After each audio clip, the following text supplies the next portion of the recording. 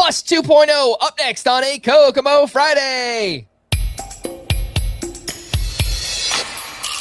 Alcantara, Soroka, you look so good in Boca. Peralta, Manoa, bounce back for Aaron Gilito, Castillo, Yoshida, Mosu,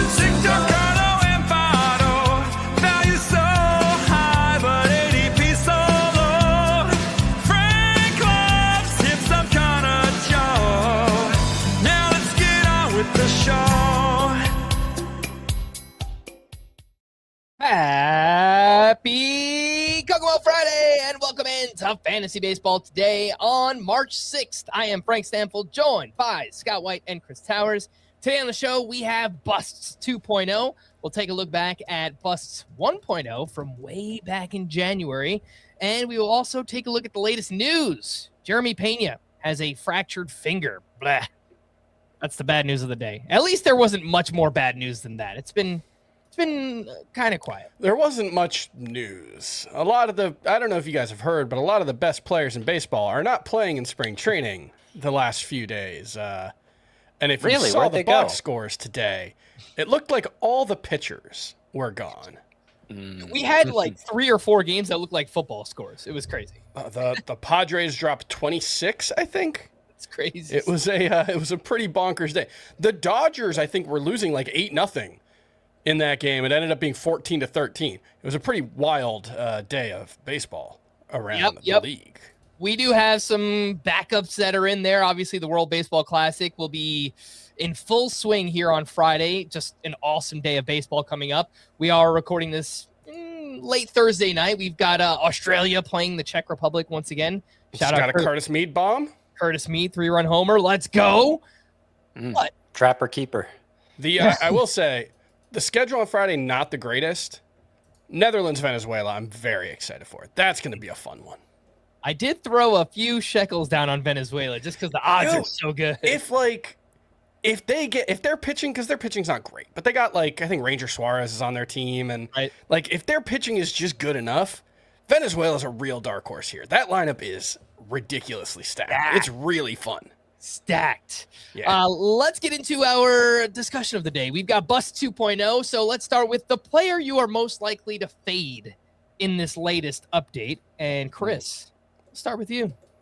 Yeah, we got technically he was in my Bust 1.0, so I'm breaking Frank's rule 2 minutes and 47 seconds into the podcast, but we got to talk about him as well because I think it's the biggest story in fantasy baseball right now, and that's Spencer Strider and just where he is in his development process or redevelopment process, however you want to put it, what you can likely expect from him this season. There were lots of takes. I've got some takes about Spencer Strider, and as a general rule, Scott and I went super deep on this last time, so hopefully we don't spend 15 minutes talking about Spencer Strider this time, but I need to see something. And I haven't seen anything this spring. For the standard would be different if we were talking about him as the 50th pitcher off the board, but he's still 25, 28, something like that. And I got to see something. His velocity was up on Thursday. It was 95 from where it was previously.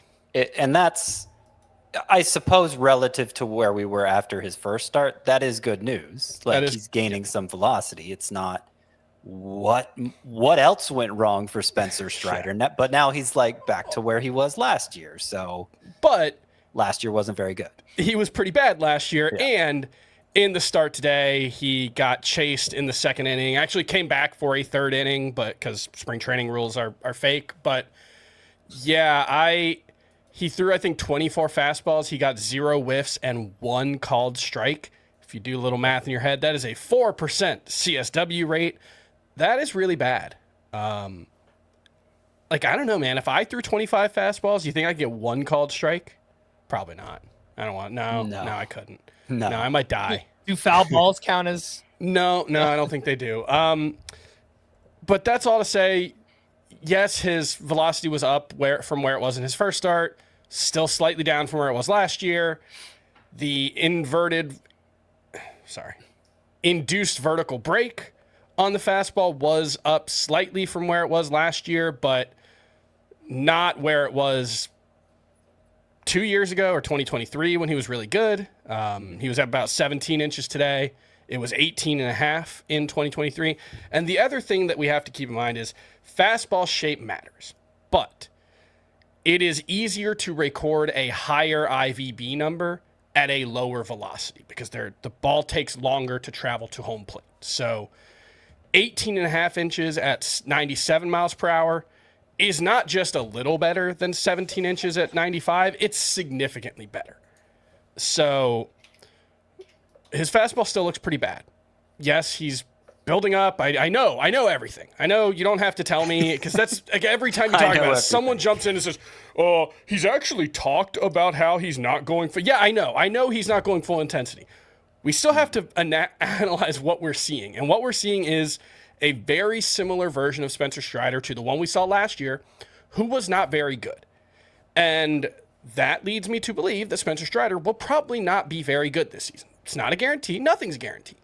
Yeah. But at this point, to draft Spencer Strider as a top 30 starting pitcher means you are passing up on serious upside.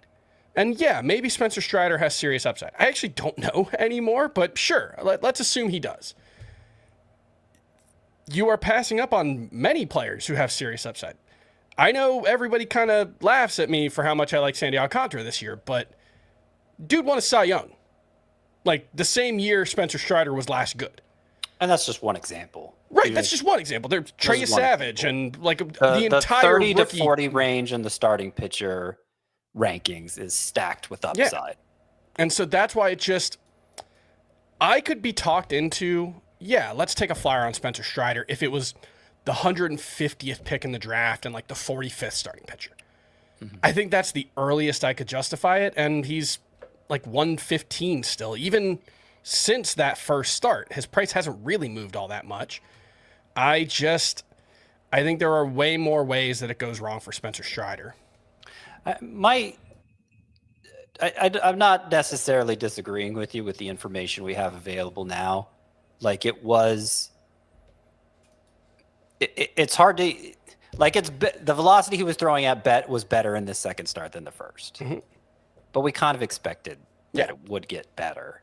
Yeah, I didn't think he was going to throw 93 even forever. Better. And it could continue to get better. Yeah, it needs to. Like my whole stance is, unless you're drafting right now, most people aren't.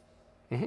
Let's just keep monitoring it. Let's see what the next start looks like. But based on what we've seen so far, I agree that I have not seen anything that would suggest he's overcome last year's issues. So I initially had him 30th about where his ADP is at starting pitcher.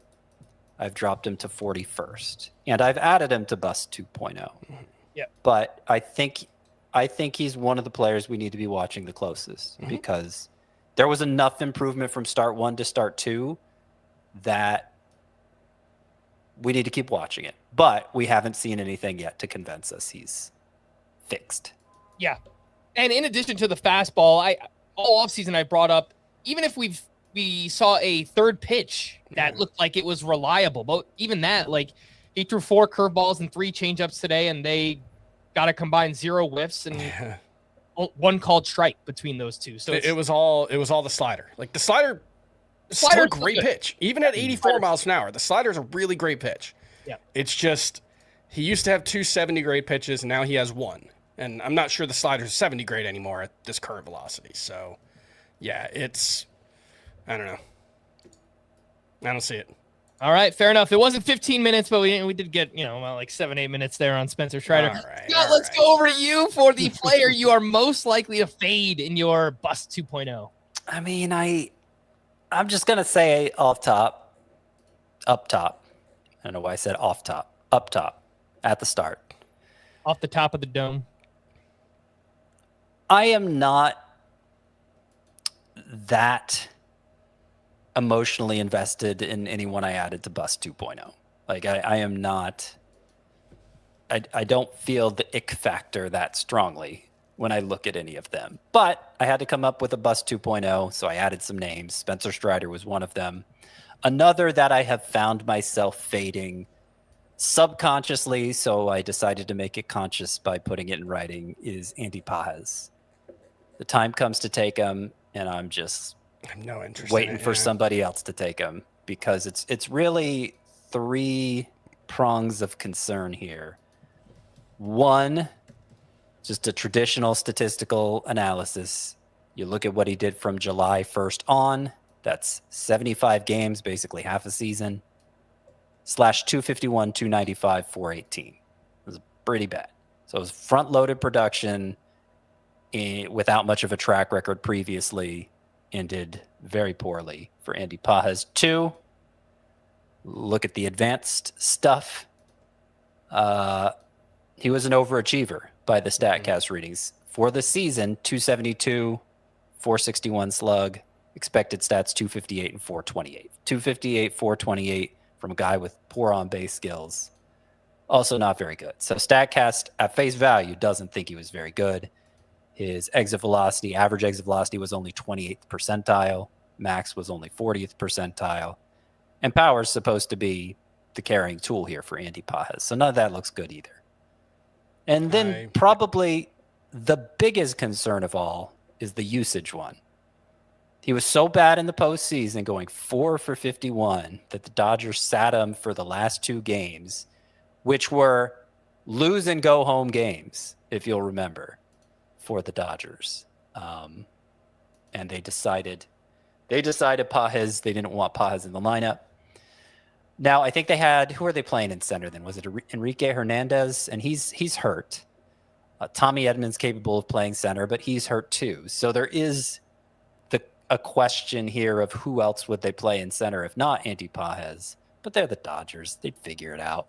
Like, if he was really sinking them, they'd figure it out. Edmonds going to be back at some point. He might just take over there. Who knows? Maybe Mookie Betts moves back out there. They have a surplus of infielders. Betts could do it. He could play anywhere.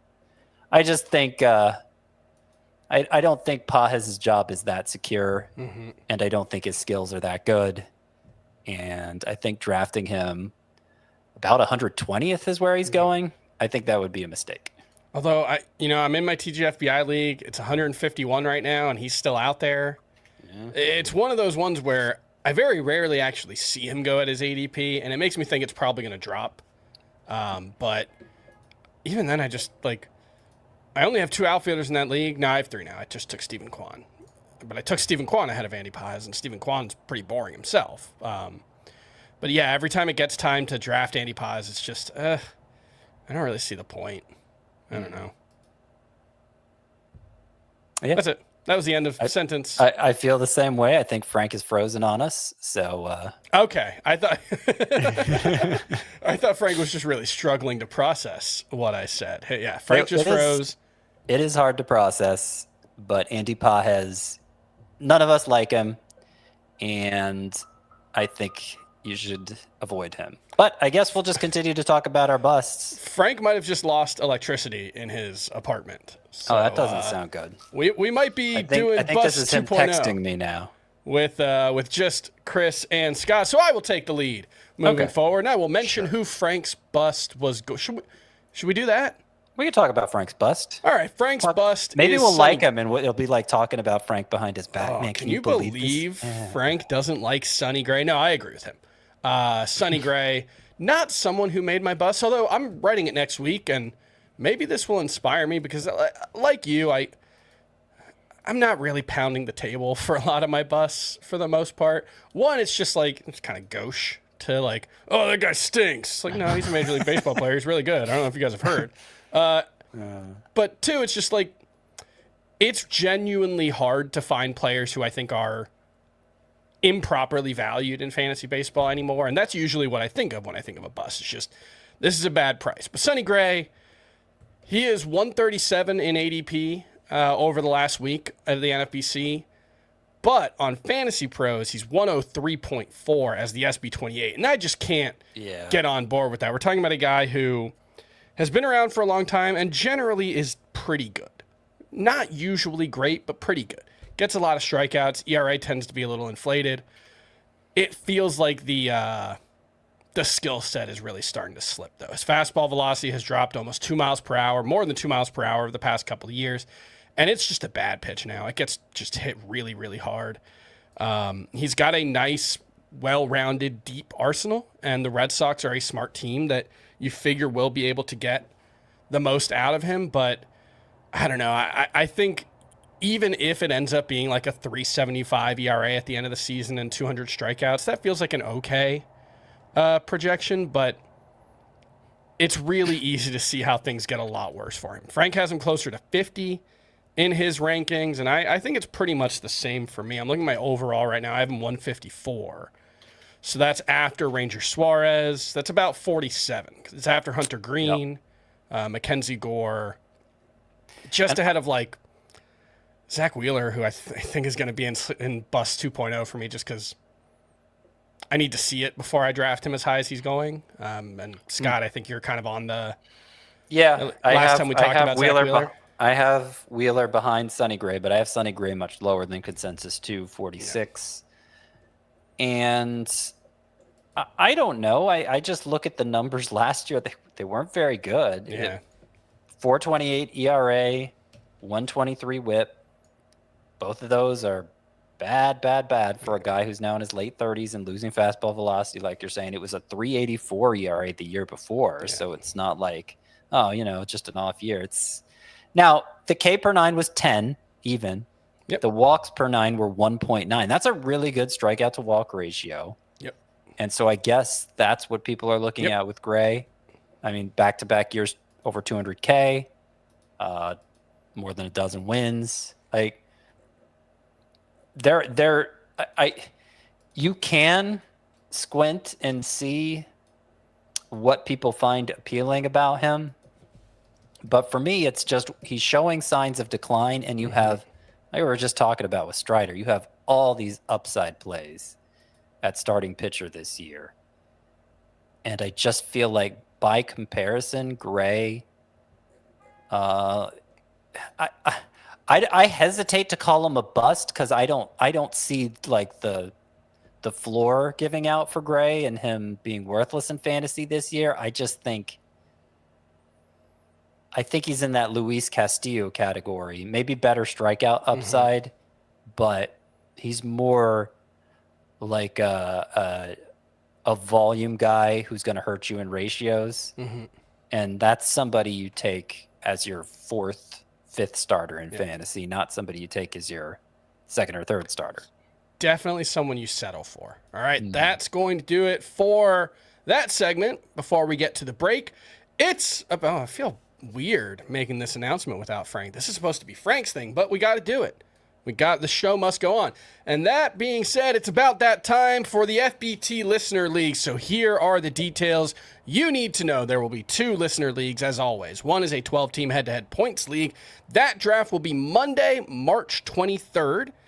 Time to be determined, but probably 8 p.m. or later. We're night owls. The other is a 16-team head-to-head categories. That is the Heath Cummings Memorial for the People League. That draft will be the night before the head-to-head points on Sunday, March 22nd, probably also at 8 p.m. If you want to participate in these drafts, email something to fantasybaseball@cbsi.com. It could be a funny Photoshop or a song or a poem or a haiku or just beg. Just tell us why you deserve to be in the league. Maybe Frank will put his Venmo on the website, and we can settle it that way. But just make sure you put, that's a joke. Although you want to turn it down. Make sure I wouldn't. Make sure you put FBT Listener League in the email subject line. We will announce the winners on Friday, March 20th. So do not apply if you cannot make either Sunday or Monday. And if you want to put in which one you prefer, I think that would probably also help Frank because he's going to do all this work because Scott and I don't want to do that work. That's just what it comes down to. We didn't want to host a podcast either, but that's true. But desperate times call for desperate measures. Next up, there's supposed to be a graphic here. I don't think I have access to this graphic. Oh, wait, I do. Whoa. That's up on the, well, if you're watching. If you're listening, The Mock Draft Mega Stream Marathon is coming on Thursday, March 12th, starting at 3:30 p.m. Eastern Standard Time. It is an all-day event where we will be doing 4 different drafts in a row with guests from around the industry. First will be a 12-team Roto mock draft on CBS. Then a 12-team head-to-head categories draft on Yahoo. Then a 12-team head-to-head points on ESPN using their format and their scoring. And then we will wrap up the night with the Beat FBT draft on NFBC. It's a Roto Online Championship, 12-team. Frank, Scott, and myself will be sharing that team. It will be chaos. We will be trying to talk each other into and out of drafting players. It's going to be a lot of fun. We are probably going to be on for 8 hours next Thursday, all day. Starts this Thursday at 3:30, and will probably be live until 10:30 or 11 p.m. Eastern on March 12th. Remember, that is the Mock Draft Mega Stream. And Frank is back. Yes. Hey, what I miss? You sound terrible. You gotta You have the right choose mic the right selected. microphone. I hope everything's okay. No, I'll be everything's not okay. Okay. Gotta adjust some things. Well, while he's working on that, let's just take a break. We'll be right back on Fantasy Baseball Today. When you need your sports news all the time, We've got breaking news to bring to you. CBS Sports HQ gives you a snapshot of all the sports that matter to you. When you need your sports in a snap, find it on CBS Sports HQ, streaming free anywhere you are. How do I sound? Oh, it's beautiful. Sounds all right. Sounds great. Wow, there is a first time for everything, huh? Jeez. A little quiet. You sound a little quiet. All right. Well, we'll do bump it up a little bit. Okay, sounds great. For Sounds the- perfect now. First time in 2 years since I've moved into this apartment, I just saw everything in my house flicker, and then all my electric went out for like 5 seconds. It's and nice to then have you back. Took a Did you while hear- for the internet to boost back up. Did you hear a noise like pew? No, I didn't hear. Okay. That's a good thing. So, who'd you guys talk about while I was gone? Sonny Gray. Okay, I think And- we're all in agreement, right, on Sonny Gray. Yes, we made all your cases for you. Scott, you were talking about Andy Pajes, but I think Frank was still here. So we're all caught up. And Frank, you're going to put your Venmo up so people can bribe you to get into the Listeners League. That's a recap of everything. I mean, that would be that's all right with me. let's all right. So you went through the Listener League, you went through the mock draft mega stream. We're caught up. We are caught up on Bust 2.0, and let's get into some other names here. And I guess I'll kick us off, and because I guess I've been really good to talk before, but I added Nick Kurtz to Bust 2.0 with an ADP over the past week of 17.9. I realize how unfun this is, a thing to do, to have a second-year player who's coming off a historic season in my bust column. His full season pace, 49 home runs, 124 runs, and 119 RBI. I have no questions about the power with Nick Kurtz, absolutely none at all. I do worry about the holes in his swing and the strikeout rate and what that could do for his batting average this upcoming season. If you look last year, he had a 31% K rate, 35.5% whiff rate. That ranked in the first percentile. His zone contact, 72.5%. That was about 10 percentage points lower than league average. His K rate in August went down to 26%. So we're thinking, okay, progress. And then in September, back up to 35% strikeout rate for Nick Kurtz. He struggled against lefties. He hit 197 with a 35% K rate there. His XBA was 245, and that's kind of my expectation, is that he hits around 250. Maybe he just impacts the ball so hard that he will outperform his XBA. But I'm expecting like a 240 to 250 batting average, and I just don't see how that's much different than Pete Alonso or Adelson, who's Rafael going Devers. or Rafael Devers. So awesome first year. I am fading Nick Kurtz in the second round. Yeah, I've made the case before, and I want to find the exact numbers, but I think that the easiest way I can make the case is just look at Aaron Judge.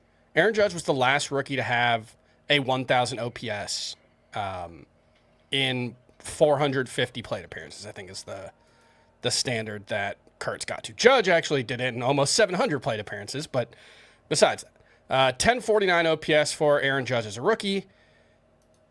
It was 1,002 for Nick Kurtz. So Aaron Judge was even better. And then you look at the underlying numbers, and it really wasn't close. As impressive as Nick Kurtz was in terms of the underlying numbers, 92.7 mile per hour average exit velocity, 372 xWOBA for a 22-year-old rookie is phenomenal.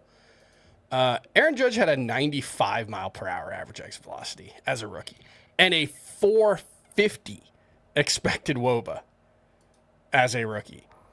And he dropped down to a 920 OPS his following season. Now, look, if we get a 920 OPS out of Nick Kurtz, nobody's going to be disappointed there. That's awesome. Like, that's going to mean probably 260, 40 homers. It's going to be great. But, again, Aaron Judge was much better than Nick Kurtz. He was starting from a higher point, and the underlying numbers were much better. And he still dropped over 100 points in OPS. Nick Kurtz is a really good hitter. He's super talented. His numbers against lefties, like you mentioned the surface level numbers, 197 batting average, 6-something OPS. He was actually even worse if you look under the hood. It was 261 expected WOBA against lefties, only 88.6 mile per hour average exit velocity, 37% whiff rate. Those are really bad numbers against lefties. He's young. He will improve. I'm not saying Nick Kurtz is like a platoon player. It's just saying that when you're spending a second-round pick on a guy who definitely won't steal bases, we know that, they've got to be they really cannot have a weakness as a hitter. Mm-hmm. And I think Nick Kurtz has some weaknesses. So, yeah, he's on my bust list. He's not on mine, but I think it's logical. I think Frank has the most logical bust list. I remember when our 1.0s came out, I shared mine after Frank's had already come out, and somebody was like, I like Frank's bust list better. And I was like, well, let me look at Frank's bust list. And I looked at it, and it was like, yeah, all those guys seem like they could be busts. Frank has like the people's bust list, and I'm trying to be like sneaky with mine. Like, have you considered this though? Kurtz, it's a logical argument. Like, if you're going to pick one of the first two rounders to bust, Kurtz is maybe the most logical, just by virtue of that strikeout rate. My hunch, though, and it may be your hunch too, it's not like any bust pick means a better chance than not of busting, just the potential to bust. But my hunch is the strikeout rate gets better before the other numbers get worse, because Kurtz, as a professional, has just steamrolled everything he's come up against. And there's something in there in his profile that we don't know how to account for that is helping this to happen. Plus, I think the strikeout rate's going to get better. But, it wouldn't be surprising if it went the other way. And I'm not so eager to take him where he's going either, just because I like the next group of first basemen so much, and it's a deep group. That's mostly what it is for me. I will say I took him in TGFBI because he fell to 25, and that's where I'm more comfortable. It's late teens pick. No, I can't get there, but 25th that's more acceptable. Yep, I think that is all fair there with Nick Kurtz. Chris, let's go back over to you, and feel free to rattle off a few of your additions to Bust 2.0. Okay, the most significant addition is Zach Wheeler, and that's mostly just that I had kind of hoped we'd have more on Zach Wheeler by now, and we just haven't seen anything. Like, he's thrown a couple of bullpen sessions, I think, but we really have not seen Zach Wheeler throwing competitively yet, and that's not to say I don't think he will. We talked about it the other day, but he's at the start of his 6-week ramp-up activity. He's going to face hitters sometime this weekend, I think is what I saw. And that's all great. I think it's worth, keeping a very close eye, because if he looks like Zach Wheeler, then I'm going to feel very dumb calling him a bust, and I reserve the right to change my mind. But we're talking about the 127th pick right now over the last 10 days at NFBC, and I can't get on board with a 9th or 10th round pick in a 12-team league on a guy that I just genuinely have no idea what he's going to look like. It's very similar to the Spencer Strider one, except we have at least some evidence that Spencer Strider is not that guy anymore, whereas we have no evidence. We have no idea who Zach Wheeler is right now. It's just he's the name Zach Wheeler, And he was, if not for the injury, going to be right there with Tarek Skubal and Paul Skeens and Garrett Crochet as a top 15 pick. But now I can't get on board with that. Some of the other ones. Yep. Carlos Estevez. I can't disagree with anything you're saying there for Wheeler. I have him much lower than the consensus too. I wish I had thought about him as a bust. I think in my mind I get like, well, he's hurt. So like, duh, he's a bust candidate. But, for where he's going, maybe people need to hear the case. I have the slightest bit of FOMO just because that 5% chance that he comes back and he's just Zach Wheeler. Yeah, absolutely. I would just kick myself, but it seems like a very small percentage chance that happens. So it's just like I'd put it at much more than 5. Yeah, but the chance he's not of him being himself, the exact pitcher that he was before. I'm saying. And look, I'd give him. He might come back and be 60 to 70%. Yeah, if he's 80% of what he was last year, that's probably like Kevin Gausman, and that's a fine pick where he is. It's just there's a chance he comes back and he's not good at all. Right? I'm going to say I think it's likelier he comes back as Zach Wheeler. But if it's even a 40% chance that he's ruined, I can't take it that early because there are so many other good pitchers there. Right.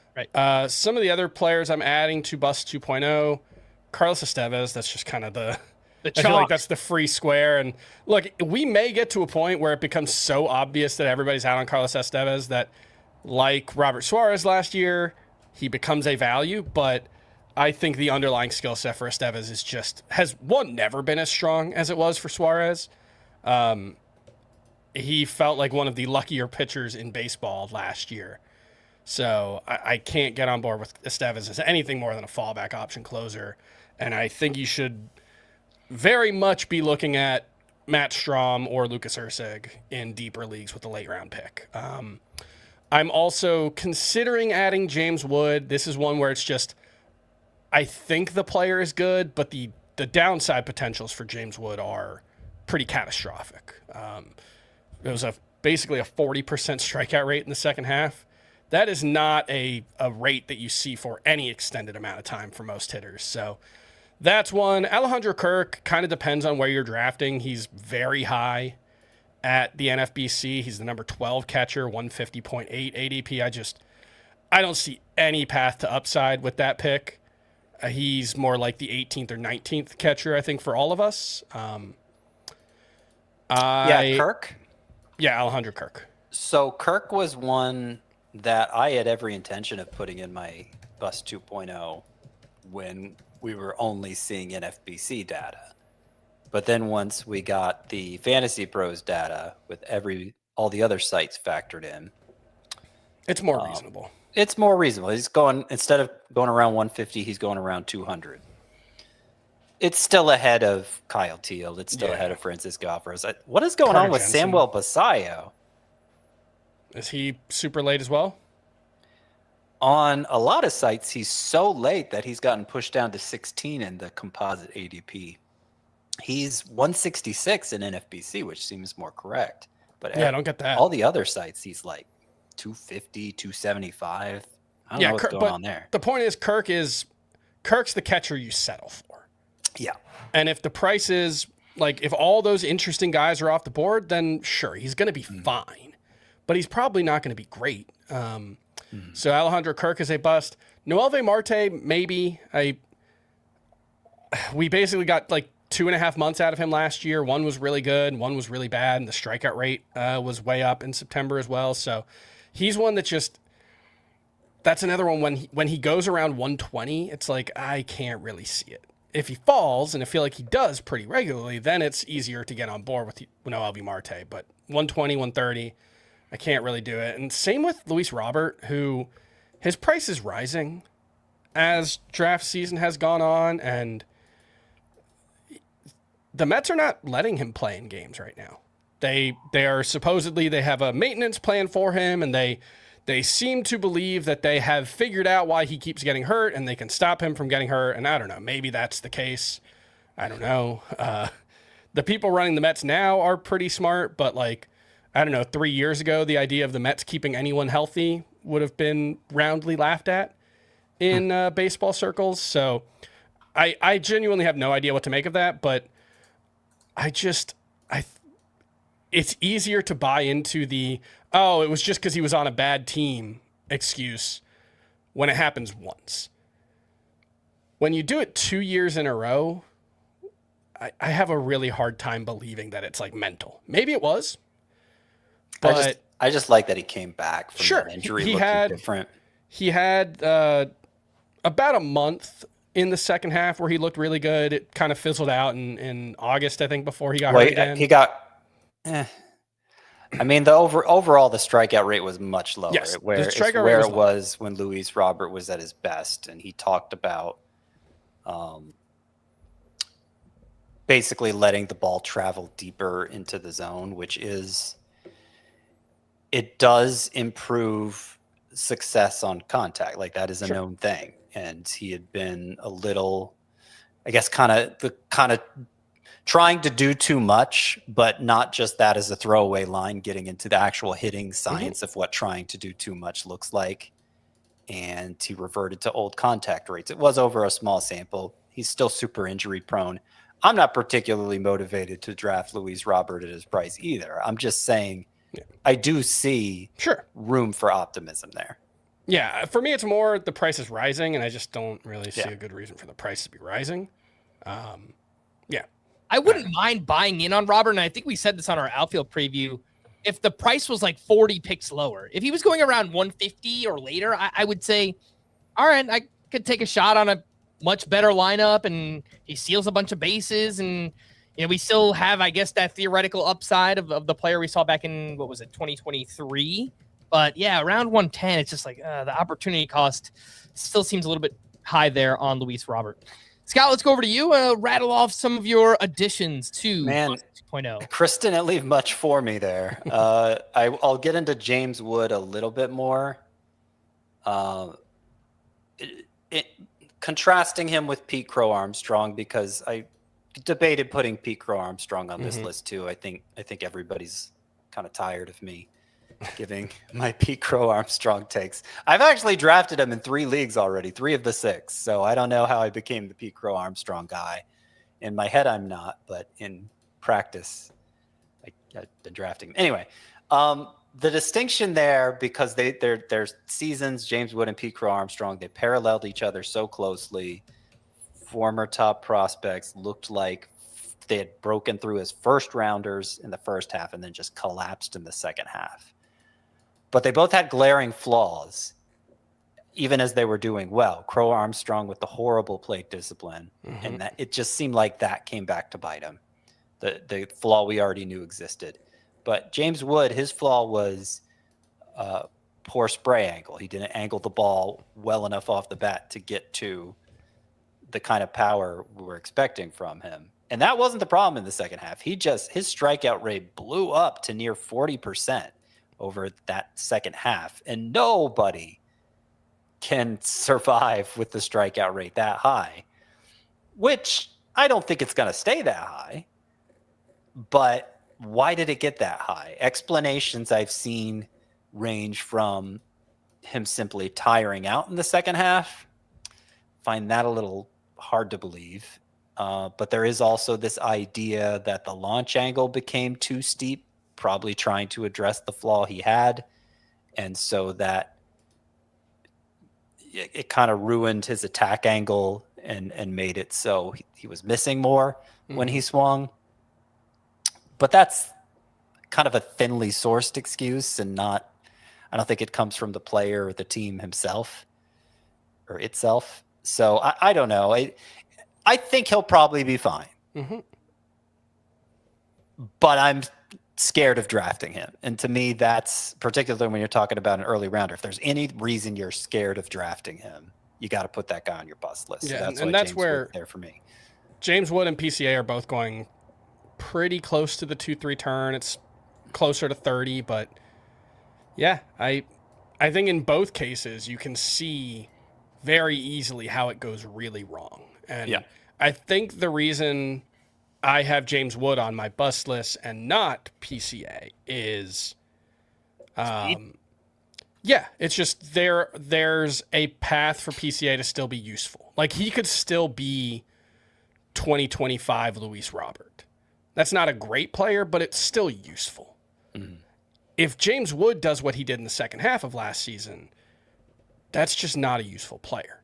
That's and he Matt stole only Wallner. 15 bases. Yeah, we think of them both as power speed guys, and James, 15's not nothing, but it's not, particularly in 2026, it's not an impactful contributor in the category, while Crow Armstrong could carry you in the category. Mm-hmm.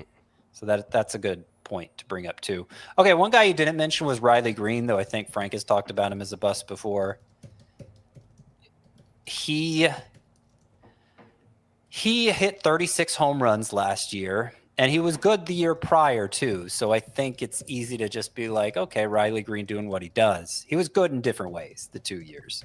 The 36 home runs was upping his previous high from 24 the previous year, when he was a much more complete hitter. Has never been good at making contact, but 31% strikeout rate, the 5th highest among qualifying hitters. And it's not like he hit the ball especially hard either. It was 48th percentile exit velocity. So, his launch angle became steeper, his approach more aggressive. Maybe that contributed to him hitting 50% more home runs than he's ever hit before, but it also gave him a much thinner margin for error. And because it doesn't look like the raw power is up to what you'd expect from a 36 homer guy, I wonder what happens with any regression there for Riley Green. And he's being drafted like he can't miss. I think there's a lot of room for him to miss here. I think his hitting profile now looks a lot more like Brenton Doyle than not, and he doesn't play half his games at Coors Field, so that seems like a problem for Riley Green. Spencer Strider, I've added him to 2.0. I'm open to changing my mind as spring plays out. We've talked about that already, but as things stand, I think I got to call him a bust. Carlos Estevez, for obvious reasons. If he sinks too far, like if he sinks, as happened in the Tout Wars draft, behind Dennis Santana and Griffin Jacks. Sir Anthony Dominguez he went after. Sir Anthony Dominguez, who I actually kind of like, but obviously there are a lot of reasons to think those closers aren't going to pan out for you either. So it's like, well, let's go with the guy who led the majors in saves instead. I think that's what happened in Tout Wars. That's how I ended up with Estevez there, and I was fine with it. It's not like it's a sure thing he's going to bust. His velocity was apparently way down last spring too, and he went on to lead the majors in saves. So it might go okay, but there's obvious reason for concern here. And I'd certainly take Emilio Pagan, Danny Palencia over Carlos Estevez. And finally, here's one Chris didn't talk about either. Munetaka Murakami. So, transcendent power, top of the scales power, the kind of power that won him 2 MVPs in Japan, but also major contact issues. His zone contact rate last year was only 72.6%. No qualifying major league hitter had a mark that low last year. And if we say, let's not look at qualifying hitters, let's look at those with 300 plate appearances or more. Okay, well, some of those had a zone contact rate. I'm sorry, one of those had a zone contact rate below 72.6%, and it was Gabriel Arias who hit 220. Others in the bottom 12 for zone contact rate include Christopher Morel, Matt Wallner, Michael Tolia, Michael Taylor, O'Neal Cruz, Ryan McMahon, Colton Cowser. None of them hit better than 219.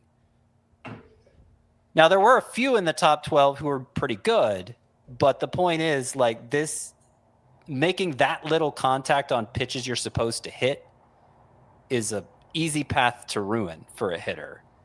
And in Murakami's case, it's doubly scary because, according to reports, he had an especially hard time hitting velocity. Velocities are way better in the majors than they were in Japan on the whole. So part of me is like, well, he's going around 200, so why are we going to get in a fuss about it? But even going that late, I've had no urge to take Murakami. There are other first basemen going in that range that I like so much more. I feel like it's just going to be a wasted pick. And isn't that what being a bust is all about? So Can I make a quick counter? Sure. I know another hyped young power hitter from Japan who struggled with velocity in Japan and struggled with contact rates in Japan. And that guy's name was Shohei Ohtani. It's actually true. Shohei Ohtani Did he struggle to this extent? His contact rates his last season in Japan were very similar to Munetaka Murakami's. It was in I don't know if Yakuya Cosmopolitan got into that with you, Frank, in the podcast you guys did, or his own YouTube channel, but he does have a comp showing Murakami and Ohtani in their final seasons in Japan, and it's actually very close.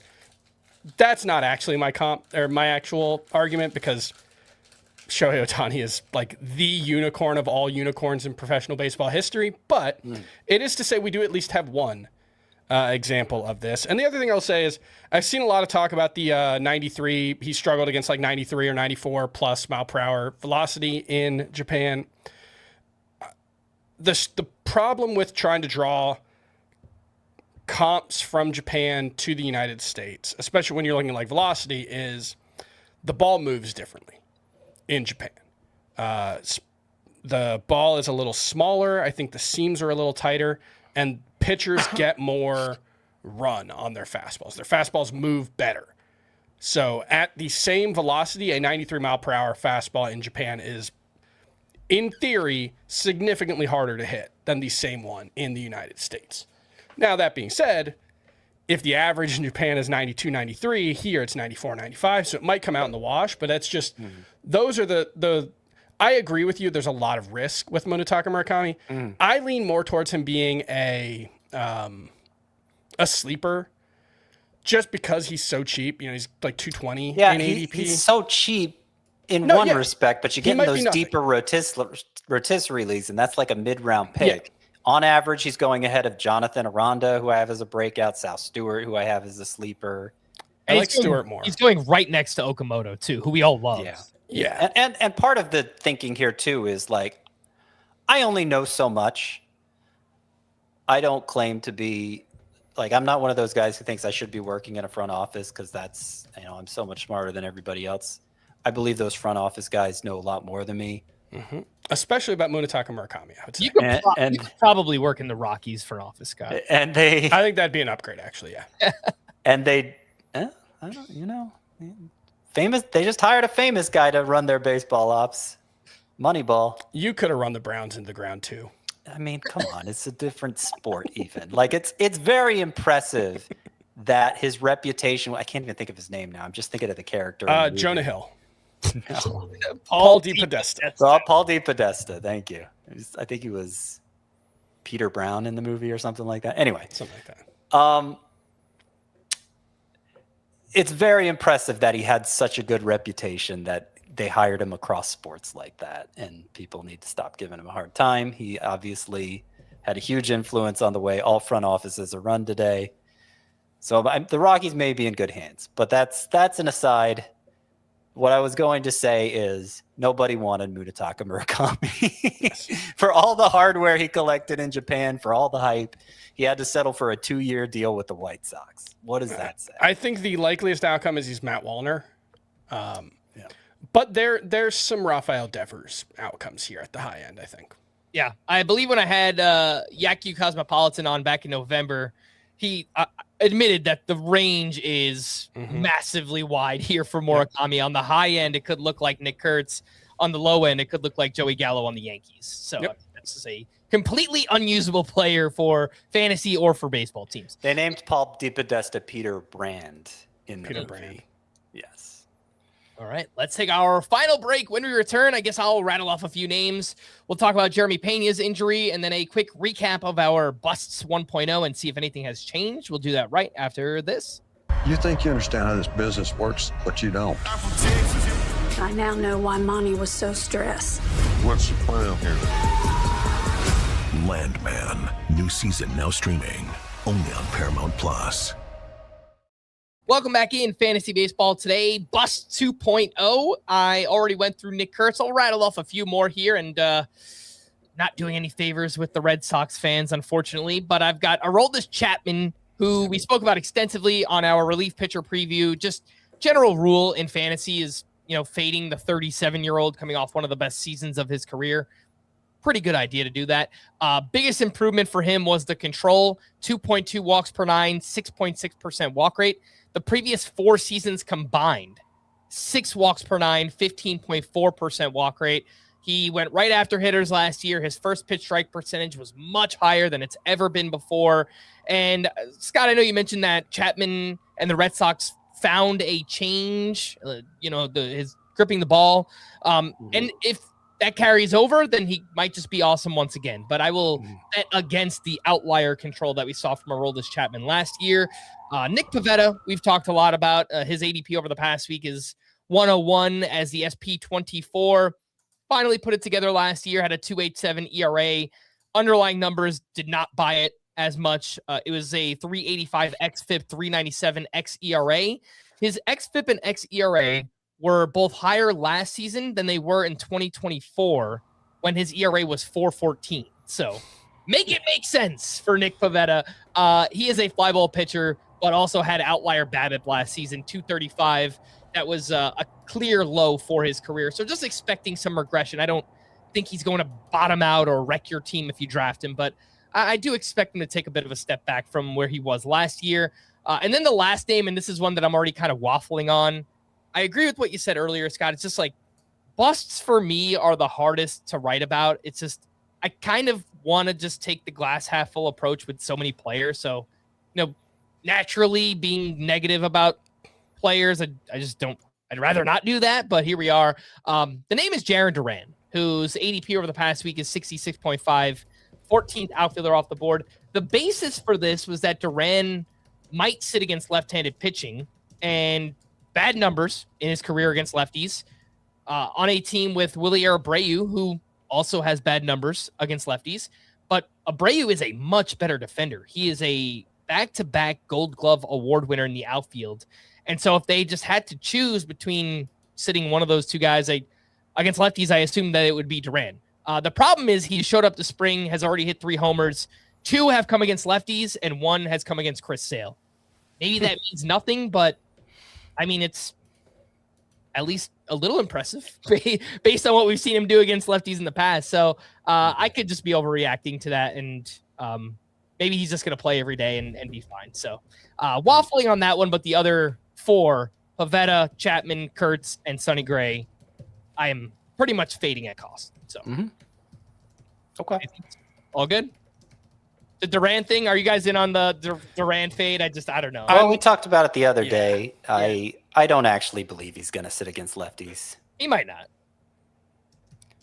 I don't. I think it. I don't think their bench is deep enough to allow for that. First of all, and second of all, like, you just don't do that with your star players. Like, what bigger star do they have than Jarren Duran? At least on the hitting side. Yeah. Answer is nobody. Roman Anthony, baby. And I mean, Willie Abreu, does he really need to start against left-hander? I don't really see it. I mean, I think the point you made about their bench is probably the best one, because right now Roster Resource has IKF, Andrew Monasterio, and Masataka Yoshida as the non-catchers on their bench. And I don't even think either of those right-handed players can play in the outfield. So, I mean, they could just. I'm not sure Duran's going to play much outfield, though, for what it's worth. Yeah, I mean, I guess they could just play Yoshida at DH, but that's also just another lefty against. That's swapping one lefty for another. It's not like Yoshida. Yoshida's a decent hitter. I'm surprised nobody's gone out and gotten him, but I think the platoon partner, maybe Atlanta Braves, Yoshida. That would actually be a significant upgrade for the Braves. Yeah, I think the plan.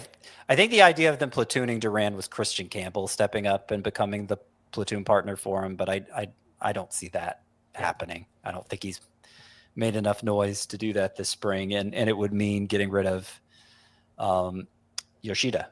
Yeah. Might have to go ahead and make a little edit there to the Bus 2.0 article on Jaron Duran. Let's quickly get into some news and notes. Just take him out. Don't say anything. Yeah. Let's remove that from the audio side of the podcast. News and notes here. Jeremy Peña has been diagnosed with a fracture on the tip of his right ring finger, and he will be reevaluated in 2 weeks. He is out for the WBC, and opening day is currently in question.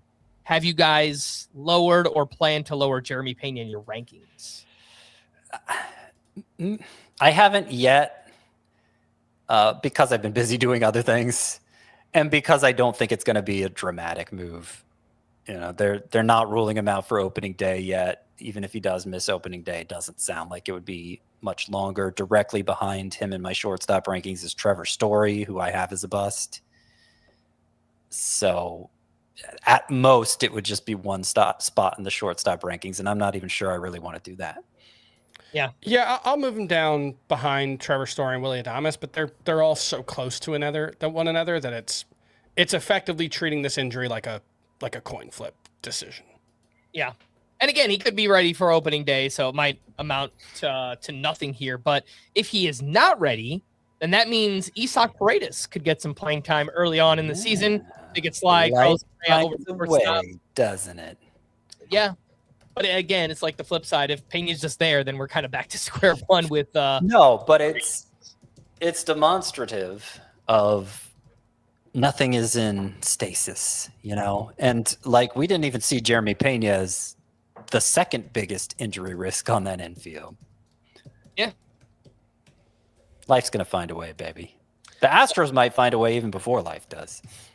Yes, that is true. We'll continue on here. Josh Hader will throw a bullpen session early next week. That's his first mound work since being diagnosed with left biceps inflammation. We'll see how his arm responds.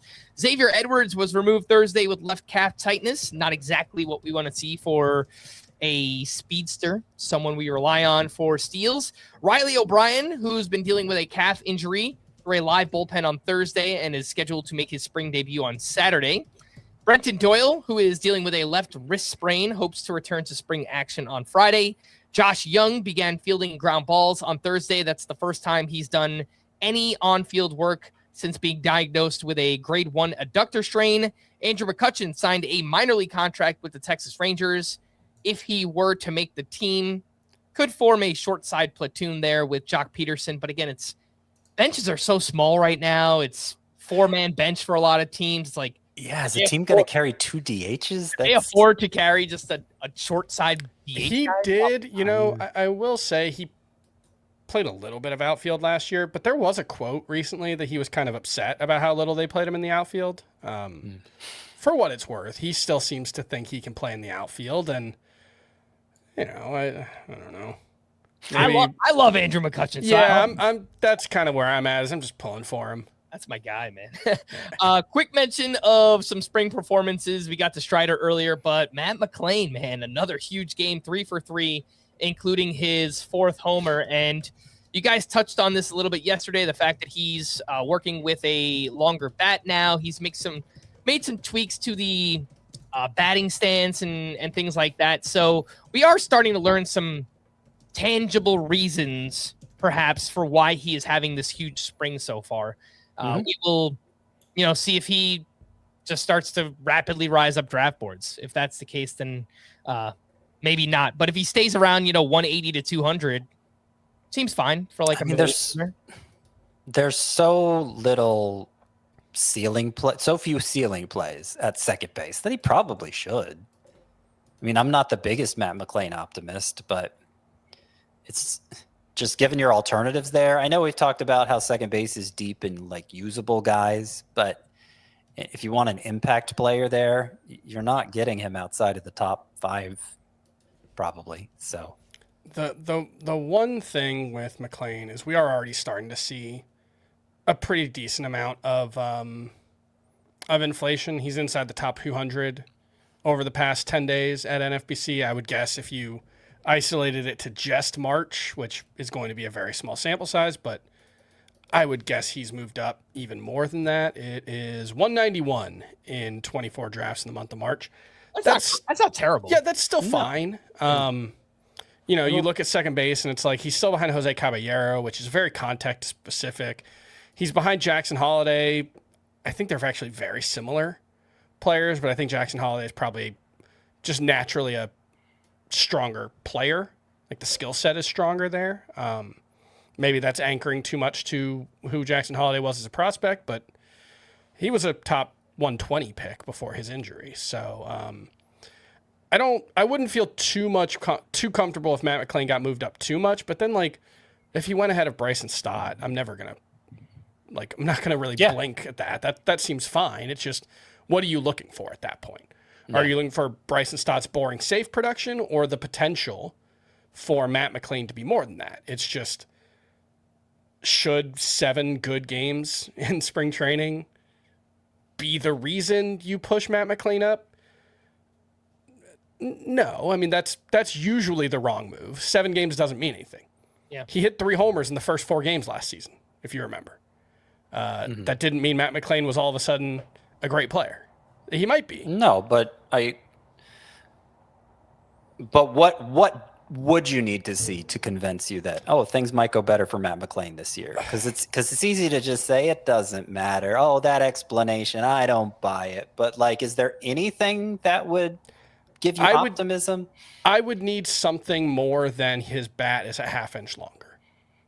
But it's not just that. I mean, that's the most tangible thing we're talking about. No, there's more to the explanation than that. He was getting beaten by sliders, and he has made adjustments. That being one of them, one of several. To what were the other? I'm sorry. I'm not doubting you. I just didn't see what the other adjustments were.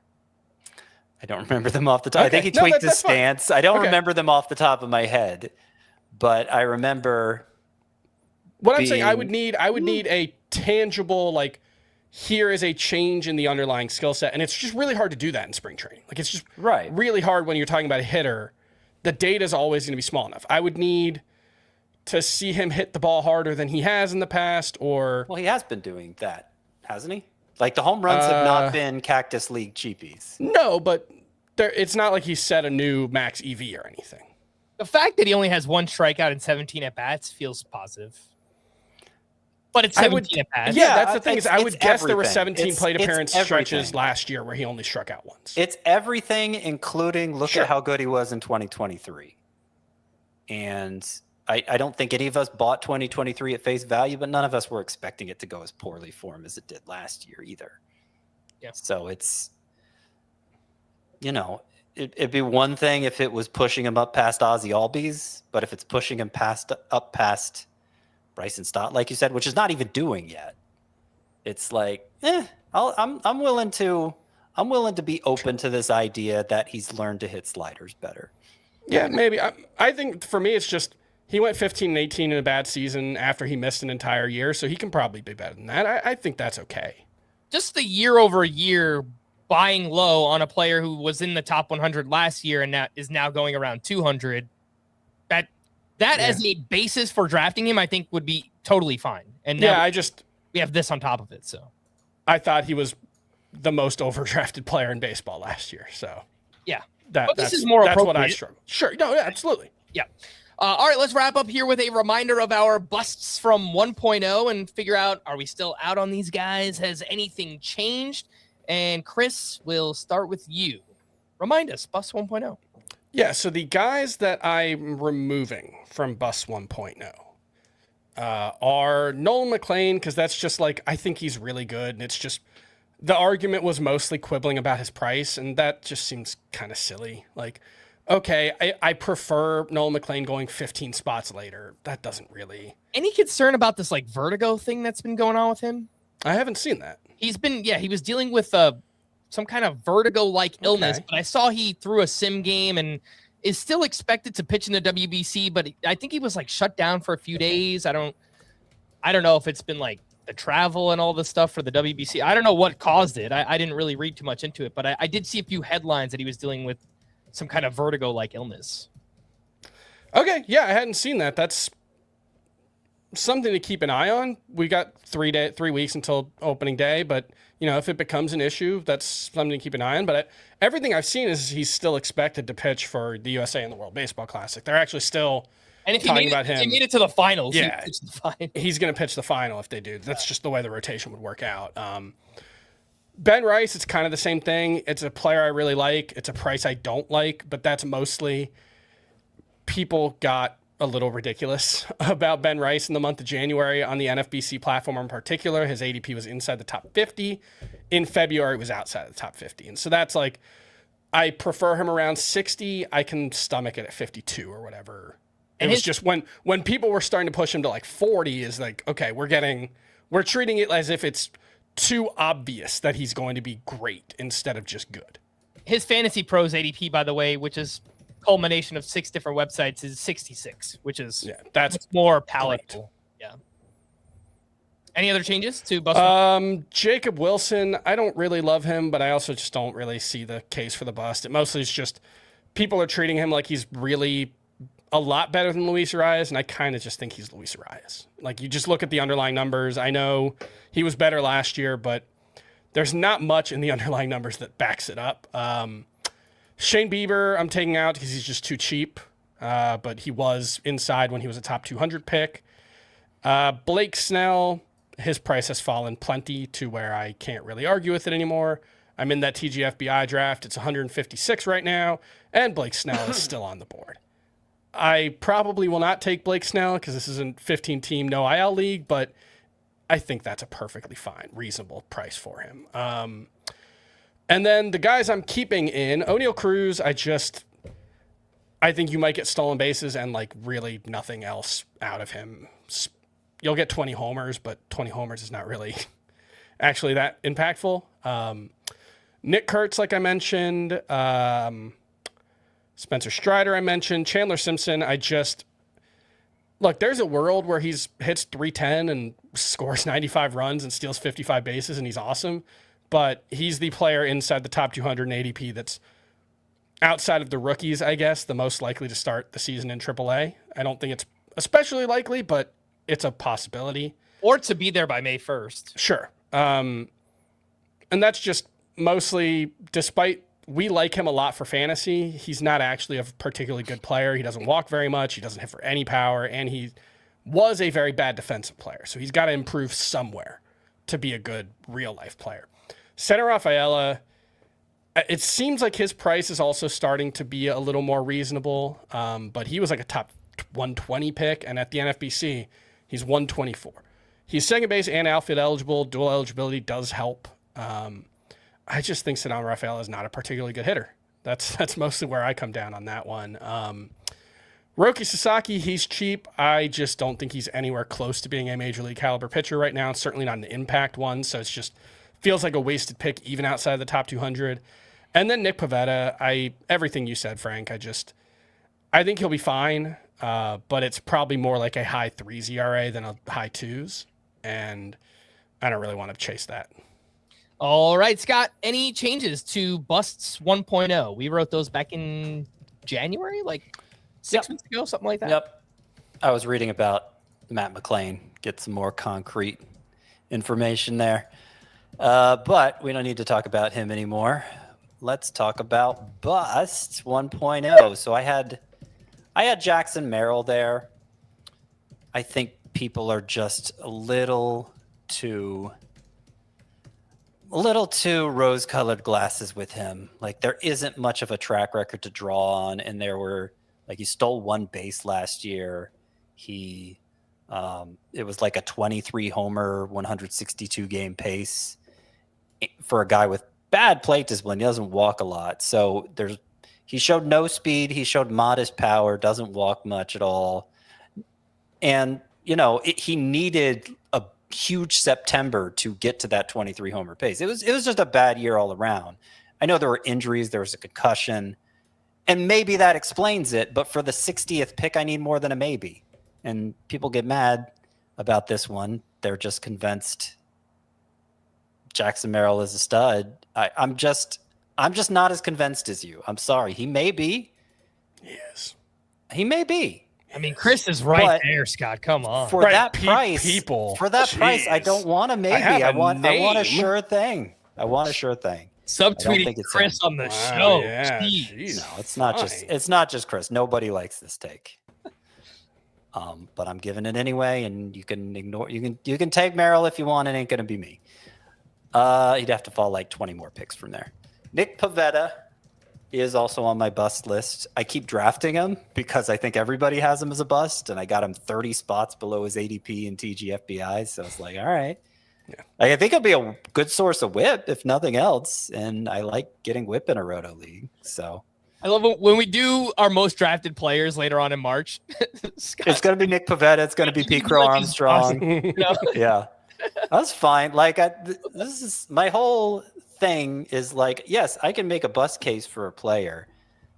It's likely to be wrong. Mm-hmm. Like the odds are it's going to be wrong. You look at my bust picks for my bust columns for the year. If I get half of those right, that's a great year in terms of picking the right bust. So and you know what? You shouldn't be married to any opinion you have about a player. Yeah, people take it as if like you're not a man of conviction if you take a player you think that is a bust. And I just like you should never be that confident about like these are wide ranges of outcomes for every player. And you might think a player skews more towards the low end range of outcomes than the high end, but we're still talking about imperfectly predicting the future. You should be open to any player at any price. Mm-hmm. That's just everybody's version of that price is going to be different. Yeah. I have never been opposed to taking my bust when the price is right. And the price is often right for Pivetta, but ADP says it's wrong. So I'll keep him on the bust list, but I'll probably keep drafting him because everyone thinks he's a bust. Okay. Alex Bregman is, I think, going to have problems at Wrigley Field, given that he's always played in parks that maximize pull side power. He doesn't have a lot of raw power. He gets to it by angling the ball well. And Wrigley Field is like the worst venue for hitters who do that because it's so deep in the corners. I don't think it's going to be a total collapse for Bregman, but I think it's going to be his worst season.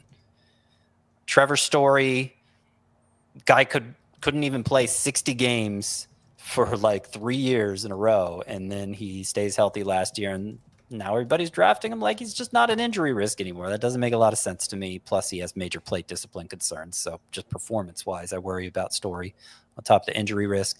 Mizurowski, major control problems throughout his minor league career. Looked great when he first got to the majors, but those control problems came back with a vengeance in the second half. And he was pretty much unusable then. I'm not sure Jacob Mizurowski is a finished product. Jacob Marcy, really unimpressive hitter throughout his minor league career. Stole bases, walked, but the batting average was terrible. That's the key thing that I don't think a lot of people realize is this was like a 250 or worse hitter throughout his minor league career. I think and that's at AA it was sub 200, and at AAA it was like 240 or something, 252 maybe. And it was that way in September in the majors too. He just had such a monster August that the final numbers look good. He was pretty bad in September. Mm-hmm. So worried about Marcy. Taylor Ward, I don't know that I really want to call him a bust. I just think, really, I just want to stress I don't see 36 home runs happening again. You're paying for the career year there. Yeah. Cedon Rafaela, I just don't see it. It's not a strong hitter. It's not like blue. StatCast page, totally blue. He's baby PCA. Come on. That's low in the lineup. It's kind of like what if PCA didn't do all the things he does well? He is like hitter, like he a hits C- the ball less hard. Everything. Yeah. Rafael is like a C- in everything, and that doesn't add up to the 150th player off the board for me. Robbie Ray, his swing and miss numbers cratered in the second half. Everything cratered in the second half. And he's old, and he's injury prone, and he's always given up a lot of hard contact and had control issues. So I could just see it totally falling apart. Jackson Holiday, I think, was being overdrafted. It's harder to say that now that he's hurt. And yeah, we'll just leave it at that. I originally, let me add one last thing. I originally had Nolan McLean in bust 1.0. I took him out. He is I think looking a lot easier to buy into as the injuries start to pick up at starting pitcher. And that 6-pitch arsenal gives him so much margin for error that he might be a little overdrafted, especially relative to some of these young guys. But I just think calling him a bust is kind of stupid. So I'm not going to do it anymore. Nolan McLean off my bust list.